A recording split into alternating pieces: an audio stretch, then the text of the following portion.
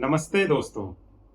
Imagine करिए आप एक 30 साल के यंग इंसान हैं और अपनी बेस्ट जिंदगी जी रहे हैं और अचानक से आपका दिल धड़कना बंद हो जाए। स्कैरी है ना? लेकिन ये कोई मूवी का प्लॉट नहीं है, ये आज की डेट में हमारी कंट्री की सच्चाई है। इन न्यूज क्लिपिंग्स को देखिए। हैदराबाद में एक 25 साल का लड़का बैडमिंटन खेलते खेलते हार्ट अटैक से मर गया। फरीदाबाद में एक 35 साल का लड़का जिम करते करते एक हार्ट अटैक से मर गया। कर्नाटका के बागलकोट डिस्ट्रिक्ट में 25 साल के एक लड़के को उसकी शादी के ही दिन हार्ट अटैक आ गया। कर्नाटका के हासन डिस्ट्रिक्ट में 22 लोग मर चुके हैं पिछले 40 दिनों में, जिसमें से 5 लोग 25 साल से कम हैं। यही नहीं, पास्ट कुछ सालों में हमने बहुत सारे अच्छे एक्टर्स, सिंगर्स, कॉमेडियंस को खोया है। सिद्धार्थ शुक्ला, पुनीत राजकुमार, के, राजू श्रीवास्तव और अभी रिसेंटली शेफाली जरीवाला, इन सभी को हमने हार्ट अटैक से ही खोया है। इनफैक्ट कार्डियोवैस्कुलर डिजीजेस इंडिया में ही नहीं, वर्ल्ड ओवर में डेथ का एक मेजर रीजन। तो क्या है बेसिकली हार्ट अटैक और कैसे हम इससे सुरक्षित रह सकते हैं? आइए जानते हैं हार्ट अटैक से रिलेटेड एक एक चीज डिटेल में इस वीडियो में। तो चलिए वीडियो को शुरू करते हैं।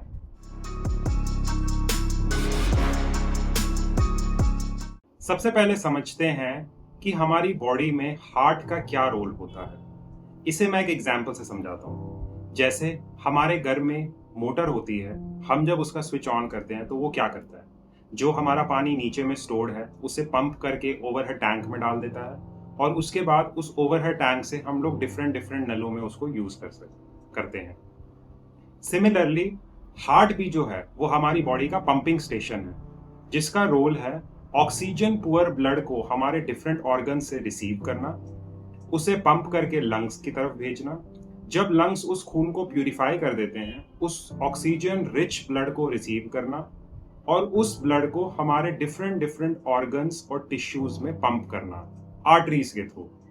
ये हार्ट का एक बेसिक फंक्शनिंग होता है। एक दिन में हमारा हार्ट जो है वो 1 लाख से ज्यादा बार धड़कता है। कितना इनक्रेडिबल है। अब जब सब कुछ ठीक है तब तो सब बढ़िया है, लेकिन जब इन आर्टरीज में ब्लॉकेजेस आनी शुरू हो जाती है तब असली प्रॉब्लम शुरू होती है। अब अगर ये ब्लॉकेज हमारे पैर की तरफ जाने वाली नसों में हो जाए तो हमें एक्यूट पेन होगा, हो सकता है हमें वहां पे नमनेस की फीलिंग भी आए, बट लाइफ थ्रेटनिंग नहीं होगा। लेकिन अगर ये ब्लॉकेज हमारे हार्ट की तरफ जाने वाली नसें, जो कि कोरोनरी आर्टरीज होती हैं, वो आर्टरीज जो हार्ट को ब्लड सप्लाई करती है फंक्शन करने के लिए, उनमें आनी शुरू हो जाए तो हमें हार्ट अटैक का खतरा होता है। और यही ब्लॉकेज अगर हमारी ब्रेन की तरफ जाने वाली नसों में हो जाए तो हमें स्ट्रोक होने का खतरा होता है। ये दोनों ही कंडीशन बहुत ही लाइफ थ्रेटनिंग सिचुएशंस होती है और अगर तुरंत medical intervention within 30 minutes नहीं मिलता है तो this can lead to organ failure, और उससे अगर तब भी कुछ नहीं होता है तो फिर ये डेथ में भी रिजल्ट कर सकता है। ये हार्ट अटैक का बेसिक कॉज होता है। तो अब दूसरा सवाल ये आता है कि ये ब्लॉकेजेस होते किस वजह से हैं? सबसे कॉमन रीजन ब्लॉकेजेस होने का होता है प्लेक का डेवलपमेंट, जिसे हम मेडिकल टर्म्स में एथेरोस्क्लेरोसिस भी कहते हैं। अब ये प्लेक डेवलपमेंट जो होता है ये over a course of years होता है। हार्ट अटैक तो वन इवेंट है जो कि years of building of plaque का एंड रिजल्ट है, बट जो प्लेक जो होता है वो धीरे धीरे करके डेवलप होता है। और हार्ट अटैक के 80 to 90% केसेस में जो मेन रीजन होता है वो यही एथेरोस्क्लेरोसिस होता है। हमारी जो आर्टरीज होती हैं वो स्मूथ पाइप्स की तरह होती है, जिनकी जो इनर लाइनिंग होती है वो एंडोथीलियल सेल्स की बनी होती है। एंडोथीलियल सेल्स जो होती है वो सिंगल लेयर्ड सेल्स होती है। अब अगर किसी वजह से, एक्सटर्नल फैक्टर्स की वजह से वो सेल लाइनिंग जो होती है वो डैमेज होने लग जाती है, तो वहां की सरफेस होती है वो खुरदुरी हो जाती है और बीच में दौड़ रहा होता है हमारा खून। और हमारे खून में अगर उसका बैलेंस जो है वो बिगड़ा हुआ है और फैटी लिपिड्स जो है वो बहुत ज्यादा क्वांटिटी में है, तो वो जाकर के वहां पे डिपॉजिट होने शुरू हो जाते हैं। Over a period of time जब वो बार बार डिपॉजिट होते रहते हैं तो वहां पे वो डेवलप कर देते हैं प्लेक को। जब प्लेक काफी ज्यादा बिल्डअप हो जाता है तो वो उस इनर सेल लाइनिंग को डैमेज करना और शुरू कर देता है। और हमारी बॉडी का मैकेनिज्म है, कहीं पर भी अगर वेयर एंड टियर होता है तो वो अपने प्लेटलेट्स को भेजता है वहां पे क्लॉटिंग करने के लिए। तो हमारी बॉडी का मैकेनिज्म ट्रिगर होता है, वहां पर जाकर के वो क्लॉट बनाना शुरू कर देते हैं। एक तो वहां पे प्लेक ने भी ब्लॉकेज कर दी और वहां पर जाकर के बॉडी के प्लेटलेट्स ने क्लॉट भी बना दिया। तो वहां पे एक्यूट ब्लॉकेज जब हो जाती है तो वहां का जो खून है बिल्कुल फ्लो कर ही नहीं पाता है। ये कंडीशन को हम लोग हार्ट अटैक बोलते हैं, जिसे हम मेडिकल टर्म से मायोकार्डियल इन्फार्क्शन भी बोलते हैं। तो जो मेन तरीका है हार्ट अटैक से बचने का, वो है इस प्लेक के डेवलपमेंट को होने से रोकना।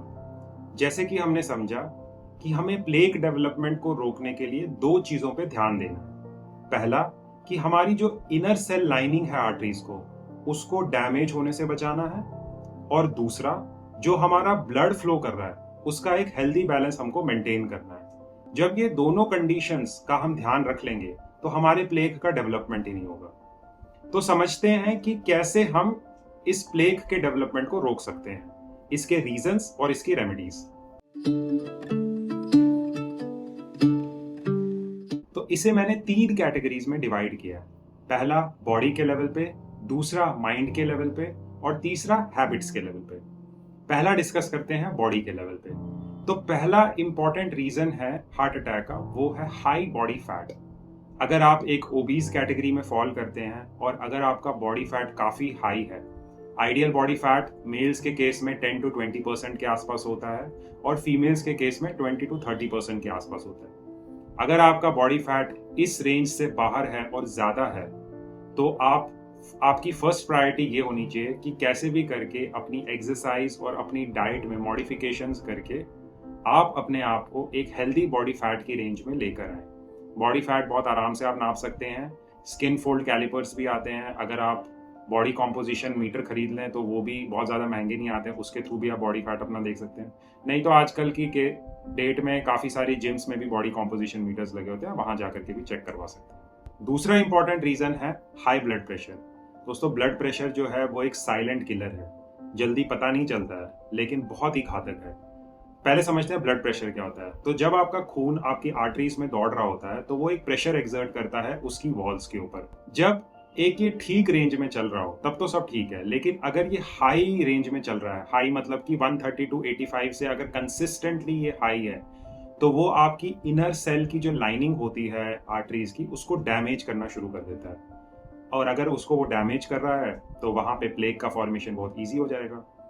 तो इसीलिए अपने ब्लड प्रेशर को कंसिस्टेंटली मॉनिटर करिए। अगर वो ज़्यादा रह रहा है तो अपने डॉक्टर को कंसल्ट करिए, और हो सकता है वो आपको डाइट में कुछ मॉडिफिकेशन दे। इसके लिए डैश डाइट करके भी होती है, आप वो भी फॉलो कर सकते हैं, जिसके अंदर में सॉल्ट वगैरह की क्वांटिटी आप कम कर देते हैं। और अगर आपको डॉक्टर एडवाइस करता है मेडिकेशन लेने के लिए, तो आप प्लीज़ अपनी ब्लड प्रेशर के लिए मेडिकेशन ज़रूर लें। तीसरा इंपॉर्टेंट फैक्टर है unhealthy blood markers. Unhealthy blood markers का मतलब है आपका लाइपिड प्रोफाइल, आपका ग्लूकोज ब्लड शुगर लेवल।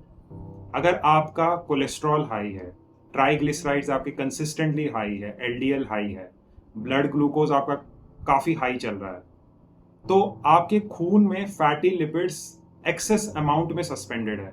तो उसको जहां पर भी सरफेस मिलेगी डिपॉजिट होने के लिए, तो वो वहां जाकर के डिपॉजिट होकर के प्लेक का फॉर्मेशन करना शुरू कर देगा। इसलिए अपना lipid profile time to time check करवाया करिए।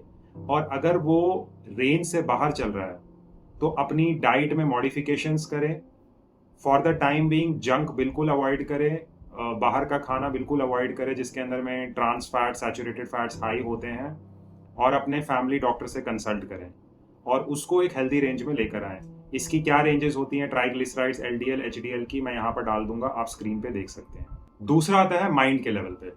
तो उसका पहला इंपॉर्टेंट रीजन है स्ट्रेस। स्ट्रेस जो होता है उसे हम मेजर नहीं कर सकते हैं, बट स्ट्रेस इज रियल। अगर आपको क्रॉनिक स्ट्रेस है, जॉब का स्ट्रेस हो सकता है, आपका वर्क लाइफ बैलेंस खराब हो सकता है, या हो सकता है आपको किसी और चीज की टेंशन है और आप कॉन्स्टेंटली स्ट्रेस में रहते हैं, या आपको किसी चीज का स्ट्रेस नहीं है मगर आपको ऐसे ही स्ट्रेस लेने में मजा आता है। डोनाल्ड ट्रंप ने इंडिया के लिए ये पॉलिसी निकाली, चलो बैठ करके सोचते हैं।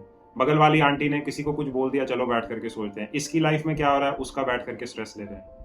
तो ये आपकी हार्ट हेल्थ के लिए ठीक नहीं है। और अगर आप एक ऐसे इंसान है जो कॉन्स्टेंटली रश्ड स्टेट में रहते हैं, सुबह उठ करके सबसे पहले मैसेज चेक करना है, सुबह उठ करके सबसे पहले देखना है व्हाट्सएप पे किसने किसने रिप्लाई किया है, इंस्टाग्राम की स्टोरी का क्या हो रहा है।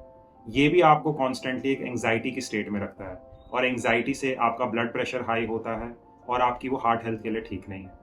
अगर आपको स्ट्रेस कॉन्स्टेंटली है तो आप इसको मैनेज करना सीखें, इंट्रोस्पेक्ट करें, और आप इसके लिए मेडिटेशन की प्रैक्टिसेस अप्लाई कर सकते हैं, ब्रीदिंग एक्सरसाइजेस कर सकते हैं, बट अपने स्ट्रेस को आप एक कंट्रोल रेंज में लेकर आएं। दूसरा रीज़न है negative emotions and mental states.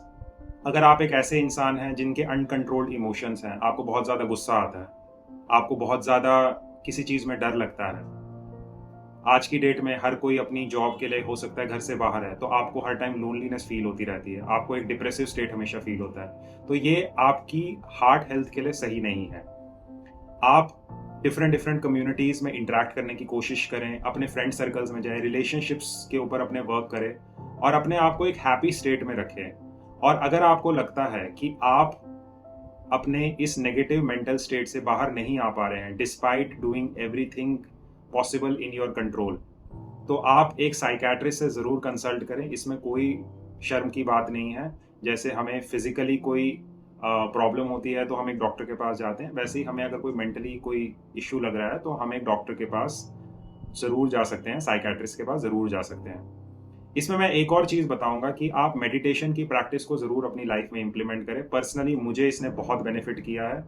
10-15 minute भी अगर आप अपनी डेली रूटीन में अगर आप मेडिटेशन के लिए निकालें तो वो बहुत बेनिफिशियल होता है। अगर आपके पास मेडिटेशन करने के लिए भी वक्त नहीं है, या आपको लगता है कि मैं बोर हो जाता हूँ मेडिटेशन करके, तो आप सिंपल ब्रीदिंग एक्सरसाइजेस भी कर सकते हैं। तीसरी कैटेगरी में अब हम चलते हैं, जो कि है हैबिट्स की कैटेगरी। इसमें पहला इंपॉर्टेंट रीज़न है स्मोकिंग। दोस्तों, स्मोकिंग जो है वो हार्ट हेल्थ के लिए वो बहुत ही बेकार है। स्मोकिंग से क्या होता है, आपकी जो इनर सेल की लाइनिंग होती है वो डैमेज होनी शुरू हो जाती है, वो वहाँ पे इरिटेशन क्रिएट करता है और वहाँ पे डैमेज करनी शुरू कर देता है, और वहाँ पे प्लेक डेवलपमेंट में जो है वो बूस्ट करता है। स्मोकिंग हार्ट के साथ साथ लंग कैंसर भी करता है। स्मोकिंग के अंदर में आप किसी को पैसा देते हैं, वो आप उससे सिगरेट लेते हैं और उससे आप अपनी बॉडी में टॉक्सिन इंजेक्ट करते हैं।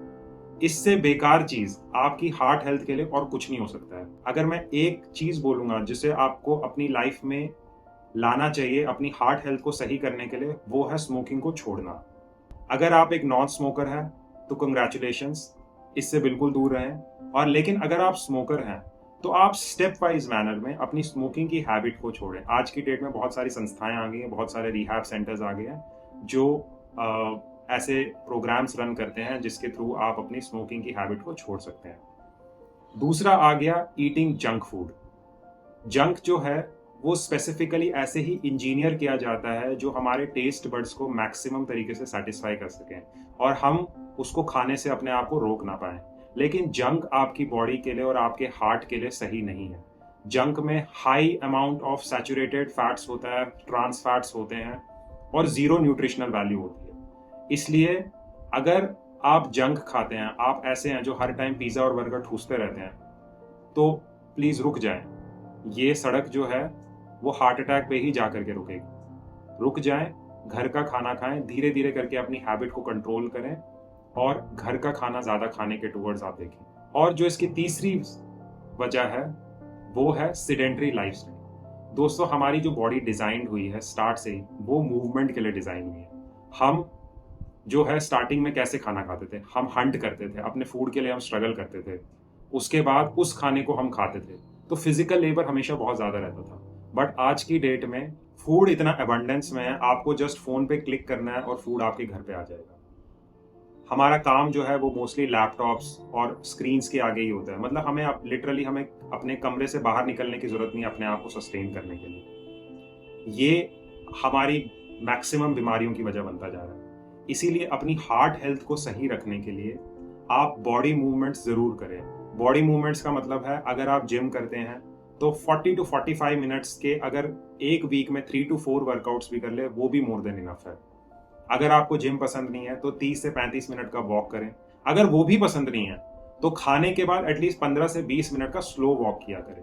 लेकिन बॉडी मूवमेंट करना और एक्सर्ट करना बहुत ज़रूरी है अपनी हार्ट हेल्थ के लिए।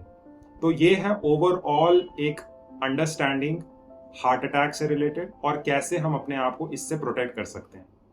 लेकिन वो सब तो ठीक है, भगवान तो है नहीं कि अमर है, कुछ हो ही ना। तो अगर इतना सब करने के बावजूद भी अगर कोई ऐसी अनटूवर्ड सिचुएशन आती है जहां हमको हॉस्पिटलाइजेशन होती है, तो आपके पास एक हेल्थ इंश्योरेंस जरूर होना चाहिए। यहाँ पे कार्ड डाल दूंगा, क्लिक करके हेल्थ इंश्योरेंस की वीडियो को जरूर देखें, क्योंकि वही आपको हॉस्पिटलाइजेशन के टाइम में प्रोटेक्ट करेगा। तो अब मिलते हैं हम अपने नेक्स्ट वीडियो में। धन्यवाद। जय हिंद।